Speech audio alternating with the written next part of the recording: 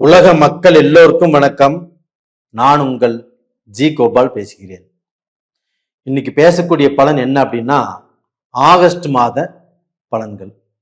இந்த ஆகஸ்ட் மாத பலன்கள் விருச்சிக ராசிக்காரங்களுக்கு எப்படி இருக்கிறது? இப்ப இந்த ஆகஸ்ட் மாதத்துல இந்த கிரக அமைப்புகள் எப்படி இருக்குன்னு பார்த்துடலாம். கும்பத்துல ராகு பகவான், மீனத்தில் சனி பகவான் வக்ரம், மிதுனத்தில் குரு பகவான் சுக்கிர பகவான், கடகத்தில் புதன் பகவான், சூரிய பகவான் கடகத்திலே 16ஆம் தேதி வரைக்கும் இருப்பாங்க. 17ஆம் தேதி சிம்மத்துக்கு பெயர்ச்சியே வந்துருவாங்க. சிம்மத்துல கேது பகவான், அதே சமயத்துல செவ்வாய் பகவான் கன்னியில. இது இந்த மாத கிரக அடைவுகள். அப்ப நிறைய பேர் நான் போடக்கூடிய பதிவை நிறைய பேர் பார்த்துட்டு வர்றீங்க. பார்த்தது மட்டும் இல்லாம சப்ஸ்கிரைப் பண்றீங்க, லைக் பண்றீங்க. அது மட்டும் இல்லாம உங்களுக்கு ஏதாவது சந்தேகங்கள் இருந்தா ஜாதகத்தையும் அனுப்பிச்சு அதுக்கு விளக்கம் கேட்டுக்கிறீங்க. உங்க எல்லாத்துக்குமே என்னுடைய மனமார்ந்த நன்றிகளும் கூட. இப்ப இந்த விருச்சிக ராசி, இந்த விருச்சிக ராசிக்கு நம்ம பலன் சொல்றோம் அப்படின்னா, ஒரு சில விருச்சிக ராசிக்காரங்க சார் நீங்க சொல்றீங்க, நீங்க சொல்றது எல்லாமே கேட்கும்போது ரொம்ப சந்தோஷமா தைரியமா ஒரு நம்பிக்கை வர மாதிரி இருக்குது. ஆனா நடைமுறை வாழ்க்கையில எதுவுமே நடக்கலைங்களே அப்படின்னு ஒரு 10% 20% பேர் சொல்றீங்க. மீதி 80% பேரும் ஓரளவுக்கு பரவாயில்ல, ஓரளவுக்கு நல்லா போயிட்டு இருக்குது அப்படின்னு சொல்றீங்க. இந்த 20% பேர் உங்களுடைய ஜாதகத்துல தான் ஏதாவது ஒரு பிழை இருக்கும். பிழைங்கிறது இல்லை, உங்க ஜாதகத்துல தான் ஏதாவது கிரகங்கள் கெட்டு இருக்கும், அந்த தசாபுத்திகள் நடந்துட்டு இருக்கும். அதனாலதான் உங்களுக்கு இவ்வளவு சூழ்நிலைகள் நாம சொல்வது நடக்காமல் அதுக்கு வேற மாதிரியே நடந்துட்டு இருக்குது. எதற்கும் ஒரு முறை உங்க ஜாதகத்தை பாருங்க. கண்டிப்பாக உங்களுக்கு எதை செய்யலாம், எதை செய்யக்கூடாது, எது எப்ப நடக்கும் அப்படிங்கிறத தெளிவா சொல்றோம். இப்ப விருச்சிக ராசி. இந்த விருச்சிக ராசிக்கு 5ஆம் இடத்துல சனி பகவான் இருக்கிறாங்க. இப்ப அந்த சனி பகவான் 5ஆம் இடத்துல இருந்து வக்கரகதியில் இருக்கிறதுனால கண்டிப்பாக உங்களுக்கு கோர்ட் பிரச்சனை, வம்பு விளக்கு, கேஸ் பிரச்சனைகள், இது எல்லாமே ஒரு தீர்வுக்கு வரும். அந்த வக்கரகதியில் இருக்கிறதுனால உங்களுடைய பேர் புகழ் கெட்டுமா அப்படின்னா கண்டிப்பா பேர் புகழும் கெடாது. உங்களுடைய வாழ்க்கையில நீங்க இது நாள் வரைக்கும் வாழ்ந்ததை விட இப்போ ஒரு நல்ல நிலைக்கு வரக்கூடிய வாய்ப்புகள் நல்லா இருக்குது.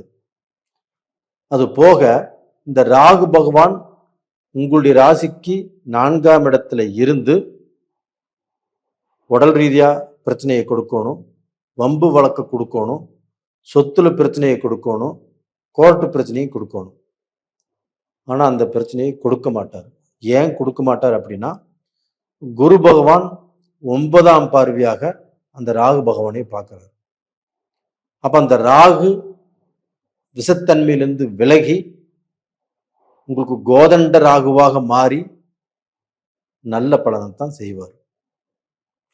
இது மட்டும் இல்லாமல் இந்த சுக்கிர பகவான் ஆகப்பட்டது உங்களுடைய ராசிக்கு 8ஆம் இடத்துல இருக்கிறாங்க. குரு பகவானும் சேர்ந்து 2 பேரும் சேர்ந்து 8ஆம் இடத்துல இருக்கிறாங்க. ஆனா அந்த 8ஆம் இடத்துக்குரிய கிரகம் 9ஆம் இடத்துல இருக்கிறாங்க. அப்ப அந்த குரு பகவான் 8ஆம் இடத்துல இருந்து உங்களுக்கு வரவு செலவுல பிரச்சனையை கொடுத்தாரு. உங்களுக்கு தொழிலையுமே மாற்றத்தை கொடுக்காமல் கொஞ்சம் அவதிப்படக்கூடிய சூழ்நிலையை உருவாக்குனாரு.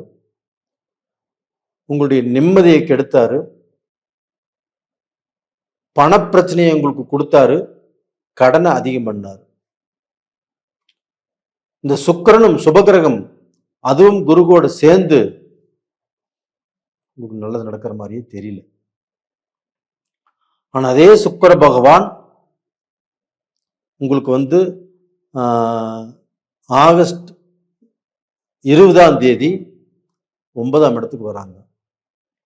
இந்த 9ஆம் இடத்துக்கு சுக்கிர பகவான் வர்றதுனால நீங்க எவ்வளவு கடன் பட்டிருந்தாலும், எவ்வளவு பெரிய சிக்கல்ல இருந்தாலும், கடனோ, மனக்கஷ்டமோ, குடும்ப ரீதியாக பிரச்சனைகளோ, மனஸ்தாபங்களோ, குடும்பத்துல ஆணுக்கு பெண்ணை பிடிக்கல, பெண்ணுக்கு ஆணை பிடிக்கல, 2 பேரும் ஒரே வீட்டுல இருந்தாலும் பேசிக்கிறது இல்லை,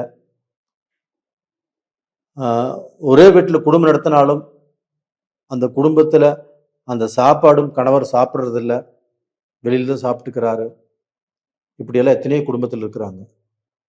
அது இந்த பீரியட்ல மாறும். அப்போ இந்த விருச்சிக ராசிக்காரங்க முன்கோபக்காரர் தான். அவங்களுக்கு கோபம் திடீர்னு வந்துடும். நல்லவங்க யாரு கெட்டவங்க யாருன்னு தெரியாது. அந்த கோபத்தினால இன்னைக்கு வரைக்கும் உங்களை புரிஞ்சுக்காம இருந்தவர் இப்போ இந்த கோபம் கொஞ்சம் கம்மியாகும், உங்களை புரிஞ்சுக்குவாரு, கண்டிப்பாக உங்க கூட நிம்மதியாக நடந்துக்குவார். இதற்கு காரணம் என்ன அப்படின்னா, உங்களுடைய ராசிநாதன் செவ்வாய் பகவான். அந்த செவ்வாய் பகவான் உங்களுடைய ராசிக்கு 11ஆம் இடத்துல இருக்கிறார் இல்லைங்களா? இருக்கிறார். இப்போ ஒரு செவ்வாய் கிரகமாகப்பட்டது 3, 6, 10, 11 இந்த 4 இடங்களில் நல்லதையும் மீதி 8 இடங்களில் இருந்தால் கெடுதலையும் தான் செய்வார். இப்போ 11ஆம் இடத்துல இருக்கிறாரா? நல்லதைத்தான் செய்வார். கண்டிப்பாக எப்பவுமே ஒரு ராசிநாதன் நல்லா இருக்கணும். அந்த ராசிநாதன் நல்லா இருந்தால் மட்டும்தான் நம்முடைய மனசு ஒரு தைரியம், ஒரு நம்பிக்கை, இதை சாதிச்சிருவோம், நம்ம சம்பாதிச்சிருவோம் இப்படிங்கிற ஒரு தைரியம் வரும். அந்த தைரியம் இப்போ உங்களுக்கு வந்திருக்கணும். அது போக ராசிநாதன் நல்லா இருக்கிறதுனாலையும் சுக்கிர பகவான் 9ஆம் இடத்துக்கு வர்றதுனாலையும் குடும்ப சந்தோஷங்கள் திருப்தியாக இருக்கும். மக்கள் மூலியமாக நிம்மதி கிடைக்கும்.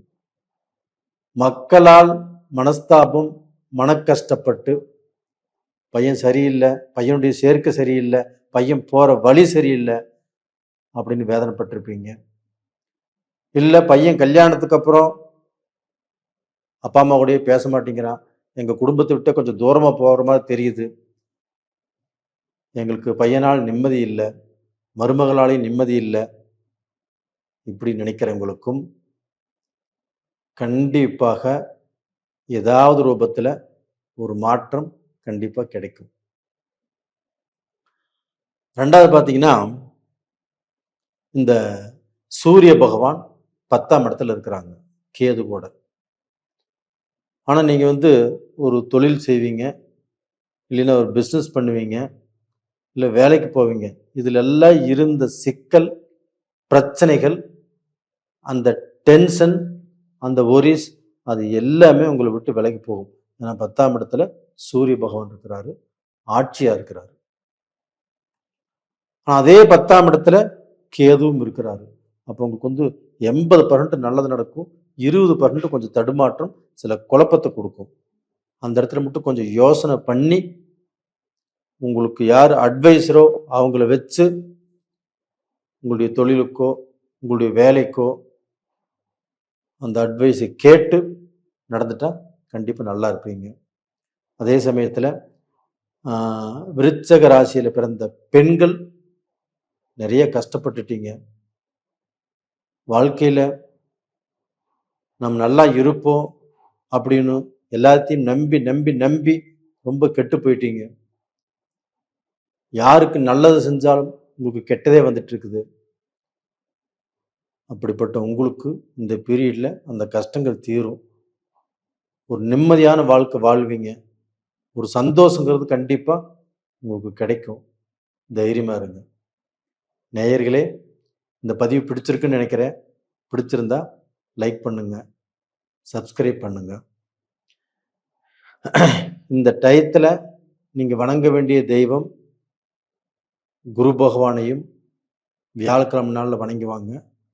அந்த சுக்கிர பகவானையும் வெள்ளிக்கிழமை நாளில் அந்த சுக்கிர பகவானையும் வணங்குவாங்க.